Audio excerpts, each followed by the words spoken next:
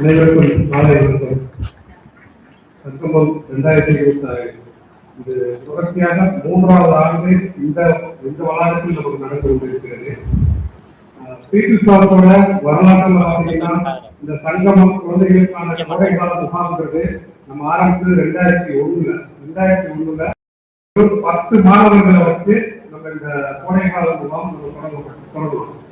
இந்த கோடைக்கால முகாம் மற்ற முகாம்களுக்கும் இந்த முகாமுக்கும் என்ன வித்தியாசம்னா, பொதுவாக குழந்தைகள் வாய்ப்பு குழந்தைகள் எங்க வேணாலும் போய் அவங்களுக்கு கோடைக்கால கற்றுக்கலாம், பரணம் கற்றுக்கலாம், எது வேணாலும் கற்றுக்கலாம். வாய்ப்பு குழந்தைகள் வாய்ப்பு மறுக்கப்பட்ட, புறந்தள்ளப்பட்ட அல்லது சித்திரவதையால் பாதிக்கப்பட்ட குடும்பங்களிலிருந்து வருகின்ற குழந்தைகளுக்கு ஒரு வாய்ப்பை மக்கள் கண்காணிப்பகம் உருவாக்க வேண்டும். அந்த எதிர்கால குழந்தைகளை வளர்ப்பதற்கும் முயற்சியில் பீப்புள்ஸ் ஈடுபட வேண்டும் என்ற நோக்கத்தோடு 2001ஆம் ஆண்டு தொடங்கப்பட்டது. 10 நபர்கள், அந்த 10 மாணவர்கள் இல்ல, இன்னைக்கு ஒவ்வொருத்தரும் பல்வேறு துறைகளில் சாதனையாளர்களா இருக்காங்க. உதாரணத்துக்கு இந்த அரங்கத்துல உங்க கூட இந்த 8 நாளா தொடர்ச்சியா இருந்துட்டு இருக்க உங்களோட பிடி மாஸ்டர் பேர் என்ன? தங்கேஸ்வர். இந்த தங்கேஸ்வரன் சார் 97, 98 காலகட்டங்கள்ல ஒரு காவல்துறை அத்துமீறல் இருந்தால் அந்த தந்தை இழந்தவர். இந்த தம்பி இவ்வளவு பொதுவுமே எனக்கு தெரியும். இந்த கேம்ப்ல எனக்கு தம்பியும் 30 பழக்கம். இவர் வந்ததன் நோக்கம் காவல்துறையுடைய அப்பா தவறிட்டாரு, மேற்கொண்டு படிக்க வைக்கிறது தம்பிய. அப்ப கூப்பிட்டு வரணும், நம்ம அலுவலகத்தில் கல்வி வச்சு படிக்க வைக்கணும். இது போன்ற தம்பிகள் தங்கைகள் நிறைய பேர் அதை வளர்த்திருக்கிற முயற்சியில ஓரளவு அதை சக்சஸ்ஃபுல்லா நின்றுருக்கோம். இவரு வந்த நாள்ல இருந்து 6ஆம் கிளாஸ் படிக்கும் போது வந்தாரு. அதுக்கு பிறகு பள்ளி படிப்பை முடிச்சு உதவி படித்தாரு.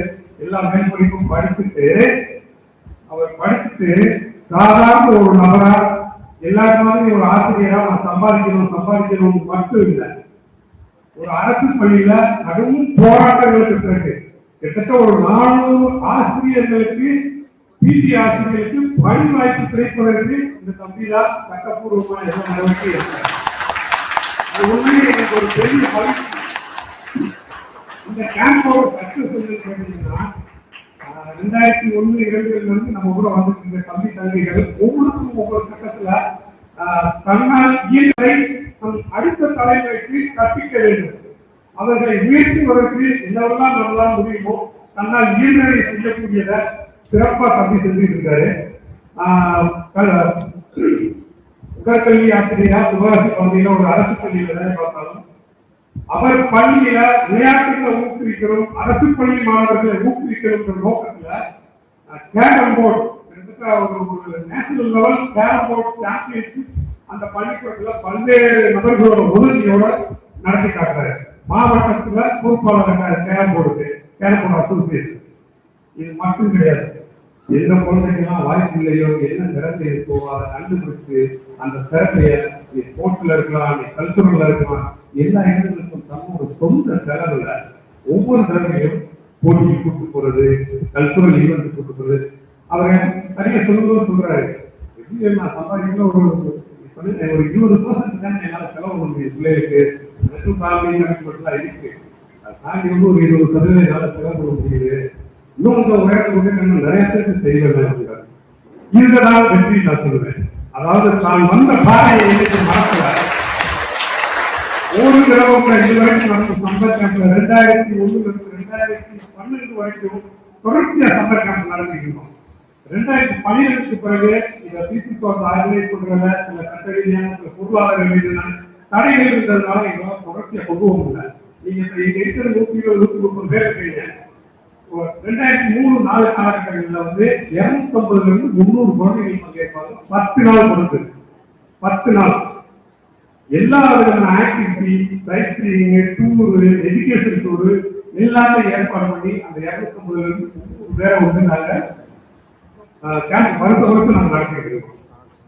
இந்த தம்பி மாதிரியே பல்வேறு ஆளுமைகள் இந்த நிகழ்ச்சி மூலமா, இந்த சங்கமம் மூலமா பயன்பெற்று இன்னைக்கு பல்வேறு தளங்கள்ல சென்னை உயர் நீதிமன்றத்தில் வழக்கறிஞர்களா இருக்கிற அன்பு தம்பி கருணாநிதி அங்க உட்கார்ந்துருக்காங்க. இவங்க கருணாநிதி நம்ம சம்மர் கேம்ப் போறோம். இது எல்லாம் எதுக்கு உங்களுக்கு காமிக்கிறேன்னு இவ்வளவு பேர் காமிச்சு நான் கொண்டு தான் உங்களுக்கு காமிச்சு எல்லாமே 2001 வந்து தொடர்ச்சியா அவங்க எப்படி அவங்க வளர்த்துக்கிட்டாங்க, அவங்களுக்கும் வாய்ப்பு மறுக்கப்பட்டது.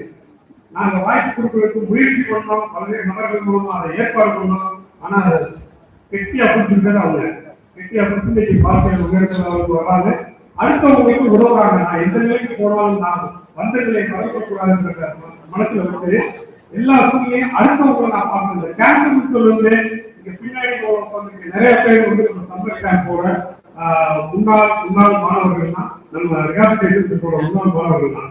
யாருக்கும் நாங்க அழைக்கிறதுலாம் கொடுக்கல, நீங்க வாங்கன்னு சொல்லல.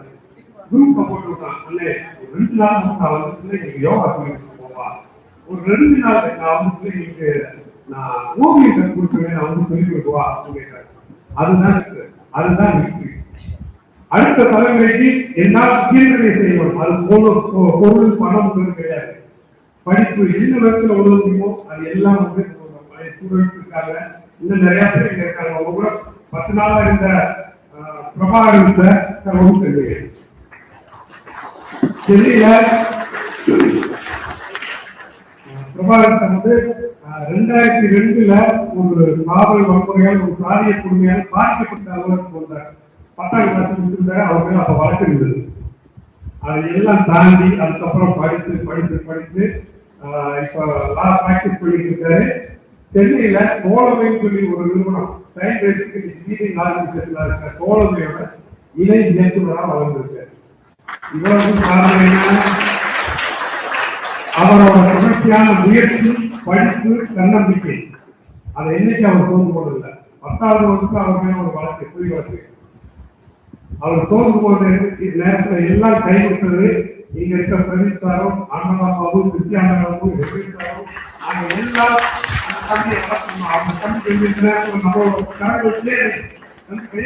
ஒரு நாள் வந்துருவோம் வா, எல்லாரும் பேருக்கு போவோம் வா அப்படின்னு சொல்லி கொஞ்சம் கொஞ்சமா கொண்டு போய் இன்னைக்கு ஒரு பெரிய லெவல்ல சென்னையில முக்கியமான லெவலா உதவியா இதை இயக்குனராக அப்படி வந்துருக்காரு. சங்கமம் ஆரம்பிச்ச ஹிஸ்டரி கிட்டத்தட்ட சொல்லலாம இப்ப ஒரு மணி நேரத்துக்கு நான் சொல்லிட்டு போகலாம். 2000 இறுதியாக இந்த சம்மர் கேம்ப் இது 3வது ஆண்டு 2012க்கு அப்புறம் நிறைய கேப் ஆயிட்டு எங்களோட பொருளாதார சூழல்னால இப்ப திரும்ப நாங்க ஆரம்பிச்சு இது 3வது வருஷம். இந்த 3வது வருஷம் நாங்க தொடர்ச்சி நடத்துறதுக்கு காரணம் வந்து ஒண்ணு மனோமொழி அறக்கட்டளை, இன்னொரு கல்வெட்டல் சமூக வளர்ச்சி ஐடியாஸ் நிறுவனம். இந்த 2 நிறுவனங்கள் உங்க எல்லாத்தையும் ஒன்னா